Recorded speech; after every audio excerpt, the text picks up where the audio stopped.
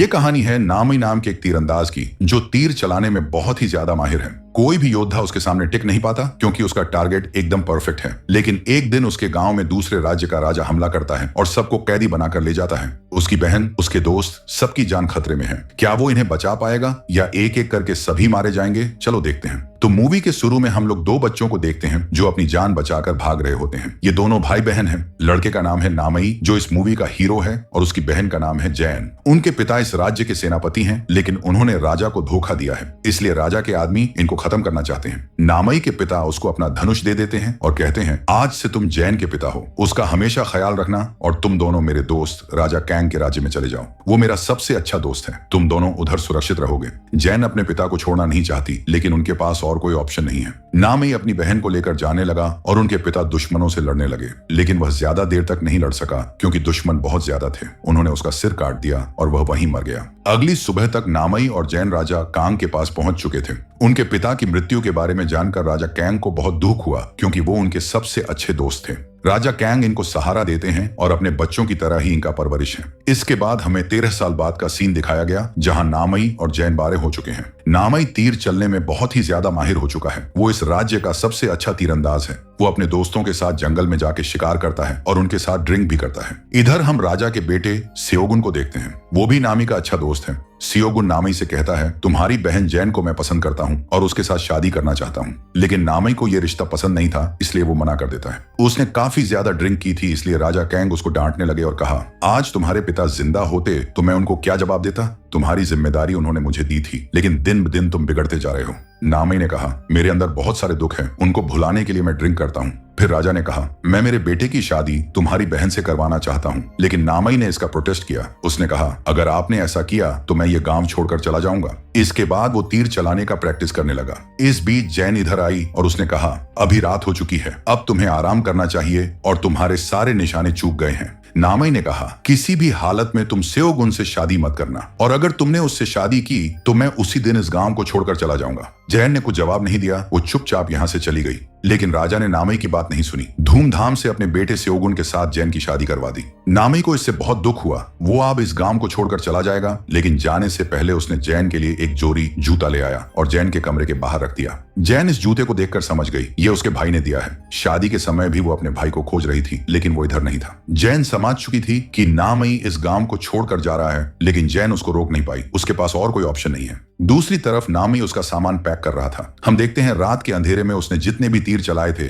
सब के सब निशाने पे लाग रहे थे। एक भी निशाना नहीं चूका था। फिर वो जंगल के रास्ते यहाँ से जाने लगा, लेकिन कुछ दूर जाते ही उसको दूसरे राज्य के राजा और सेना दिखाई देते हैं। यह लोग नामई के गांव पे ही हमला करने के लिए आए हैं। नामई समझ जाता है कि उसकी बहन की जान खतरे में है, किसी भी हालात में उसको बचाना होगा, इसलिए वो भागते हुए अपने गांव की तरफ आने लगा। लेकिन राजा के कुछ सैनिक पहले से ही गांव में पहुंच चुके थे। वो लोग सब कुछ तोड़ने लगे, जो भी उनके सामने आता तो उन्हें कैदी बना लेते। दूसरी तरफ नामी भागते हुए कुछ सैनिकों के सामने आजता है, लेकिन वो तीर चलाने में माहिर है, इसलिए बहुत ही आसानी से उनको मार देता है। इधर गांव में राजा कांग दुश्मनों के साथ लड़ाई कर रहे थे, लेकिन वो बूढ़ा हो चुके हैं, इसलिए सैनिकों के साथ ठीक से लड़ाई नहीं कर पाए और सैनिक उनको मार देते हैं। जैन और सियोगुन के सामने उनकी मौत हो जाती है। सियोगुन बेबस था, उसको सैनिकों ने पकड़ रखा था, इसलिए वो अपने पिता को बचा नहीं पाया। फिर सैनिकों सभी को कैदी बना के यहाँ से ले जाने लगते हैं। दूसरी तरफ नामई के पीछे और भी सैनिक पड़े थे। एक तीर नामई को लग जाता है और वो खाई में गिर जाता है। सैनिकों को लगा नामई मर चुका है, इसलिए वो लोग यहाँ से चले गए। उनके प्रिंस उनसे काफी खुश थे। हालांकि उनके कुछ सैनिक मारे जा चुके हैं, लेकिन उन्हें बहुत सारे कैदी भी मिले थे। प्रिंस कुछ सैनिकों को लेकर महल की तरफ निकल जाता है और बाकी सैनिक कैदियों को लेकर उसके पीछे पीछे आने लगते हैं। हम देखते हैं नामई अभी भी जिंदा है। वो अपने गांव में पहुंचता है, लेकिन उधर कोई भी नहीं था। सबको कैदी बनाकर ले जाया गया था। उसको जैन की वही जूता मिलता है जो उसने गिफ्ट किया था। वो इस एक जूते को अपने पास रख लेता है और अपनी बहन को बचाने के लिए निकल जाता है। अगली सुबह कुछ सैनिक जब जंगल में से गुजर रहे थे, तब उनमें से 3 को नामई ने मार दिया और एक को पकड़ लिया। नामई ने कैदियों के बारे में पूछा तो उसने कहा, सारे कैदियों को नॉर्थ की तरफ ले जा रहे हैं, लेकिन उनके साथ क्या करेंगे वो मुझे नहीं पता। तब नामई ने इस सैनिक को भी मार दिया, फिर नॉर्थ की तरफ जाने लगा। कुछ देर बाद सैनिकों के कमांडर अपने साथियों के साथ इस रास्ते से जा रहा था। सैनिकों के डेड बॉडीज को देखकर वो समझ गया कि कोई तो है जो सैनिकों को मार रहा है। दूसरी तरफ कुछ कैदियों को एक नदी के पास लाया जाता है। फिर सैनिकों के लीडर कहते हैं, अगर तुम लोगों ने इस नदी को पार कर लिया तो फिर कभी भी तुम्हारे गांव में वापस नहीं जा पाओगे, इसलिए जो भागना चाहता है अभी भाग जाए। ये सुन के कुछ लोग भागने लगे, लेकिन ये सैनिकों की चाल थी। एक एक करके वो सभी भागने वालों को मारने लगे। सियोगुन भी भाग रहा था क्योंकि वो उसकी पत्नी जैन को बचाना चाहता है, लेकिन सैनिकों ने उस पर भी हमला कर दिया। कुछ सैनिकों को तो उसने मार दिया, लेकिन इसके चलते वो घायल हो गया। एक सैनिक उसको मार ही देता कि तभी नामई इधर आ गया और उसको बचा लिया। इनको देखकर बाकी कैदियों में भी जोश आ गया। वो सब लोग मिलकर सैनिकों पर हमला कर दिए और सबको मार दिए। ये लोग अब आजाद हैं, वो अपने गांव लौट गए। इसके बाद नामई, सियोगुन और उनके दो दोस्त नॉर्थ की तरफ जाने लगे, जहां बाकी के कैदी और जैन को ले जाया जा रहा है। कुछ देर बाद कमांडर अपने साथियों के साथ यहाँ आ जाते हैं। उन्होंने देखा सभी सैनिक मर चुके हैं और कैदी भी भाग गए हैं। उधर रेड कलर के तीर थे जो नामई यूज करता है। इस तीर को देखकर कमांडर समझ गया कि जंगल में वो इंसान मरा नहीं था, वो अभी भी जिंदा है और एक एक करके सैनिकों को खत्म कर रहा है। जितनी जल्दी हो सके इस आदमी को रोकना होगा। दूसरी तरफ हम कैदियों को देखते हैं, जहां कम उम्र की लड़कियों को अलग जगह पे रखा गया था। प्रिंस आज की रात गुजारने के लिए लड़कियों में से जैन को सिलेक्ट करता है, लेकिन जैन कहती है प्रिंस के साथ सोने से अच्छा वो मरना पसंद करेगी और वो एक शादीशुदा औरत है। फिर प्रिंस जैन को भूखा पैसा रखने का ऑर्डर देता है। अगली सुबह तक ये चारों भी इधर पहुंच चुके थे। सियोगुन जैन को देखता है, वो उसको बचाने के लिए अभी उधर जाना चाहता है, लेकिन नामई ने उसको रोका और कहा बिना प्लान के हम कुछ नहीं कर सकते।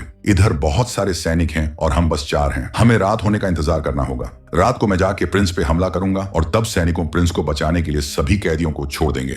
इधर जैन को फिर से प्रिंस के पास लाया जाता है। प्रिंस कहता है अगर तुम मेरी बात नहीं मानते तो मेरे पास और भी बहुत सारे ऑप्शंस हैं। तुम किसी भी हालत में मुझसे बच नहीं सकते। तभी नामई इधर आया और प्रिंस को पकड़ लिया। सियोगुन भी आके जैन को संभालता है। जैन बहुत खुश थी क्योंकि फाइनली उसका भाई और उसका पति आ गया है उसे बचाने। अब सैनिकों के पास भी कोई ऑप्शन नहीं है। प्रिंस को बचाने के लिए उन्हें नामई की बात माननी पड़ी और सभी कैदियों को छोड़ना पड़ा। फिर नामई जैन और सियोगुन से कहते हैं तुम लोग यहाँ से भाग जाओ, मैं भी किसी तरह से चला जाऊंगा। लेकिन जैन कहती है मैं तुम्हें अकेला छोड़ के नहीं जाने वाली, हम लोग एक साथ लड़ेंगे। तो नामई गुस्सा करने लगता है और कहता है जो मैं कह रहा हूँ वो तुम्हें करना होगा। तब जैन सियोगुन के साथ घोड़े पे बैठ के यहाँ से भाग जाती है, लेकिन नामई यहाँ पे अकेला था। काफी देर तक प्रिंस के गले में तलवार लगा कर रखा था। प्रिंस कहता है तुम यहाँ से भाग नहीं पाओगे और मेरे आदमी तुम्हें जिंदा नहीं छोड़ेंगे। फिर नामई प्रिंस को आग लगा देता है और मौका देखकर यहाँ से भाग जाता है। कुछ सैनिक नामई के पीछे जाते हैं तो कुछ सैनिक प्रिंस को बचाने की कोशिश करते हैं और इस तरह से यहाँ अफरा तफरी मच जाती है। इधर नामई जंगल की तरफ जाने लगता है। जो सैनिक उसको फॉलो कर रहे थे उनमें से कुछ सैनिकों को वो मार देता है और ये देखकर बाकी के सैनिक अपनी जान बचाकर भाग जाते हैं। दूसरी तरफ कमांडर प्रिंस की जली हुई लाश देखकर बहुत गुस्सा हो जाता है। किसी भी हालात में वो अब नामई को नहीं छोड़ेगा, उसको पकड़ेगा और अपने हाथों से मारेगा। इधर जंगल में नामई के 2 दोस्त भी उसके साथ मिलते हैं और ये लोग एक साथ भागने लगते हैं, लेकिन कुछ ही देर में कमांडर और बहुत सारे सैनिक उनको घेर लेते हैं। एक दोस्त को तीर लगने से ऑन द स्पॉट उसकी मौत हो जाती है और यह दोनों भागने लगते हैं, लेकिन कुछ दूर जाते ही उनके सामने एक खाई आ जाती है जो उन्हें कूद के पार करना होगा। नामी का दोस्त कहता है मैं बूढ़ा हो चुका हूँ, मैं इस खाई को पार नहीं कर सकता, इसलिए तुम चले जाओ और जितनी देर हो उसके मैं इन लोगों को रोकने की कोशिश करता हूँ। उसका दोस्त सैनिकों से लड़ाई कर रहा था, लेकिन सैनिक बहुत ज्यादा थे। वो लोग चारों तरफ से उस पर अटैक करते हैं और बहुत ही आसानी से उसको मार देते हैं। इधर नामी खाई को कूद के पार कर लेता है, लेकिन तब तक सैनिक भी इधर आ चुके थे।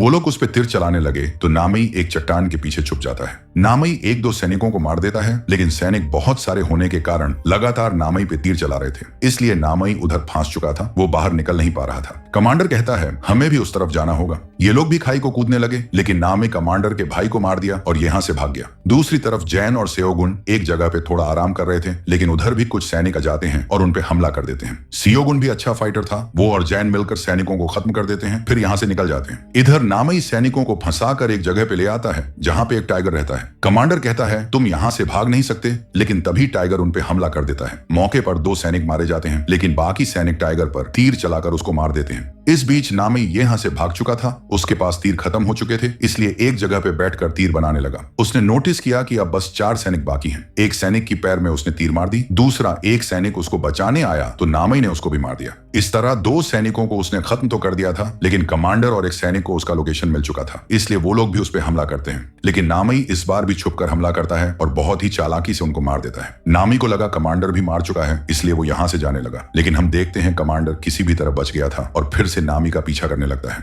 इधर जैन और सियोगुन देखते हैं नामी घोड़े पर बैठकर उनकी तरफ आ रहा है। ये देखकर जैन बहुत खुश हो जाती है, लेकिन कमांडर भी इधर आ चुका था और नामी को तीर मारने ही वाला था। फिर जैन ने नामी के घोड़े को तीर मार दी, जिससे नामी नीचे गिर गया और कमांडर का तीर उसको नहीं लगा। ये देख के कमांडर को बहुत गुस्सा आया और उसने सियोगुन के हाथ पर तीर मारी, जिससे वो बेहोश हो गया। फिर उसने जैन को पकड़ लिया और नामई से कहा तुम्हारी हिम्मत की दाद देनी पड़ेगी, क्योंकि तुम अकेले ने हमारे बहुत सारे सैनिकों को खत्म कर दिया, लेकिन अब तुम्हें तुम्हें और तुम्हारी बहन दोनों को मरना होगा। लेकिन नामी अपने तीर को चला देता है और ये तीर जैन के गर्दन के पास से होते हुए कमांडर को लग जाता है और ऑन द स्पॉट उसकी मौत हो जाती है। नामी भी घायल था, उसका बहुत ज्यादा खून निकल चुका था, इसलिए उसकी भी मौत हो जाती है। जैन अपने भाई की मौत से रोने लगी। सेओगुन ने उसको संभाला और नाव पे नामी की बॉडी को लेकर यह लोग अपने घर की तरफ जाने लगे और इसके साथ ये मूवी यहीं पे खत्म हो जाती है।